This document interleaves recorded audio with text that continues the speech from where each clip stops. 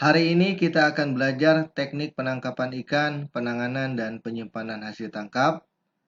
Dan materi yang akan kita pelajari adalah penanganan hasil tangkap ikan tuna di atas kapal longland. Seperti diketahui, ikan tuna merupakan komoditas paling utama dalam mengoperasikan alat tangkap longland. Dan di beberapa perusahaan, ikan tuna yang tertangkap lebih daripada 20 kg sebelum dimasukkan ke dalam palka perlu dilakukan penanganan. Cara penangkapan merupakan salah satu faktor yang menentukan mutu ikan tuna. Penanganan di atas kapal sangat menentukan mutu ikan tuna yang akan didaratkan dan dipasarkan. Bila penanganan dilakukan dengan tidak baik, maka kemungkinan akan dapat menyebabkan ikan tuna mengalami kerusakan fisik dan menunjukkan tanda-tanda pembusukan sehingga tidak dapat diekspor.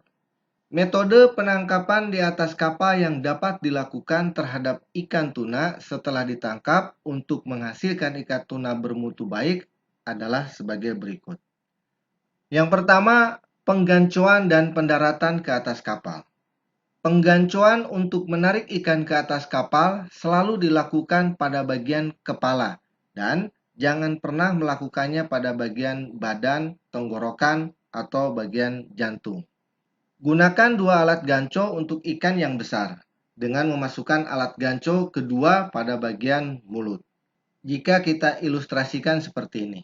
Jadi, mengganco hanya pada bagian kepalanya saja. Jangan sampai menyentuh bagian badannya karena akan merusak dagingnya.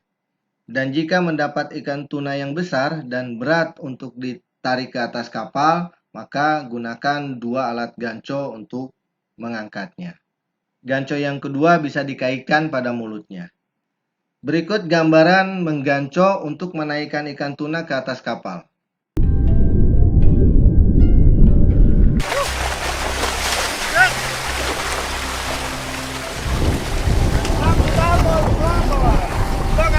After we do land the fish, Selanjutnya yang kedua adalah mematikan ikan tuna.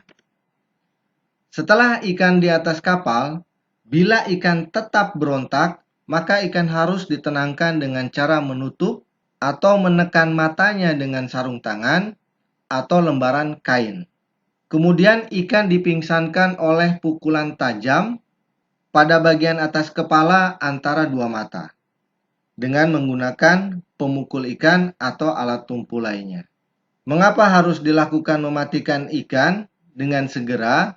Itu bertujuan apabila ikan menggelepar di atas geladak, maka akan terjadi proses rigor mortis atau proses pembusukan. Maka ikan yang sudah dinaikkan ke atas kapal apabila masih hidup harus segera dimatikan untuk mencegah pembusukan. Untuk lebih jelasnya kita lihat ilustrasi berikut. Di sini merupakan titik lunak ikan tuna atau biasanya di situ adalah bagian otaknya.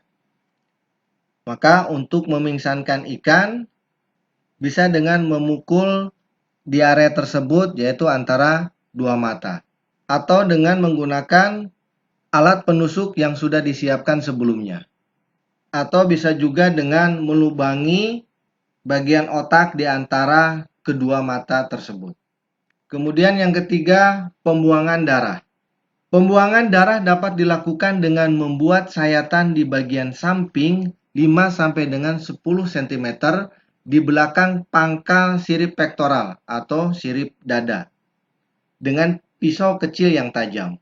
Sayatan dibuat pada kedua sisi ikan dengan kedalaman 2 cm dan sebaiknya dibuat tegak lurus serta memotong relung sirip pektoralnya. Kita ilustrasikan. Jadi membuat sayatan dengan pisau pada setiap sisi ikan di belakang sirip pektoral. Jadi ini sirip dadanya. Kita membuat sayatan sekitar 2 cm ke arah belakang. Selanjutnya, membuat sayatan pada membran antara pinggiran insang dan insangnya dan pada pipa air laut. Jadi di sini kita pisahkan antara insang dengan pinggiran insangnya. Selanjutnya, masukkan selang pipa yang ujungnya sudah ditambahi dengan stainless steel yang tajam ke dalam tutup insang. Dan jangan lupa pipanya sudah dialiri air. Kemudian selanjutnya yang keempat, pembuangan insang dan isi perut.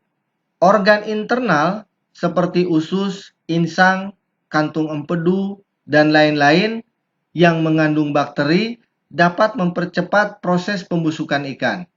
Maka, organ-organ tersebut sebaiknya dibuang secepatnya untuk memperpanjang umur penyimpanannya.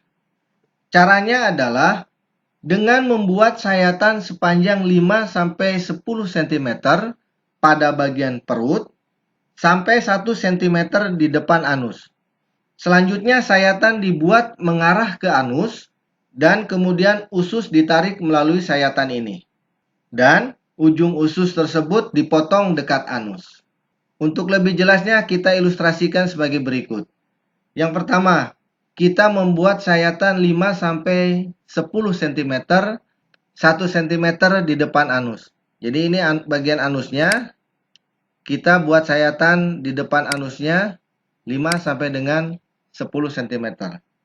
Selanjutnya, potong ujung dari usus yang mengarah ke anus.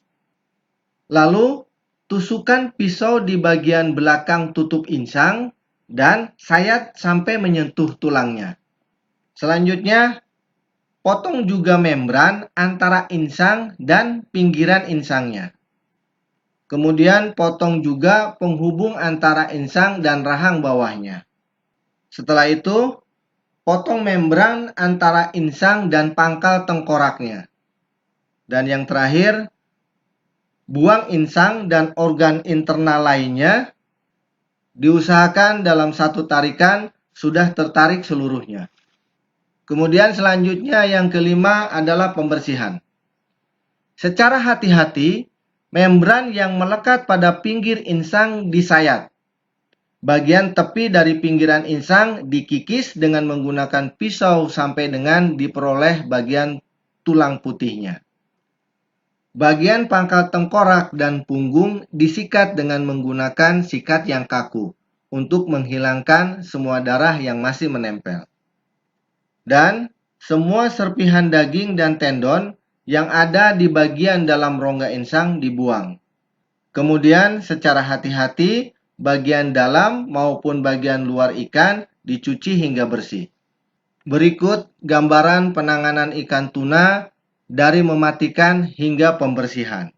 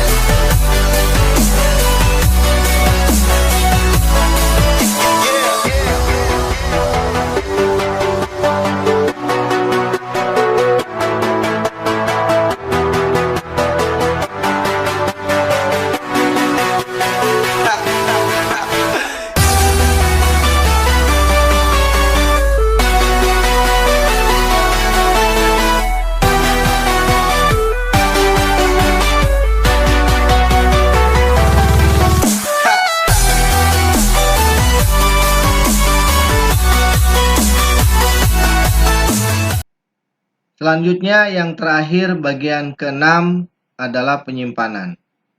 Untuk mempertahankan mutu kesegarannya, suhu internal ikan tuna harus secepatnya diturunkan hingga 0 derajat Celcius.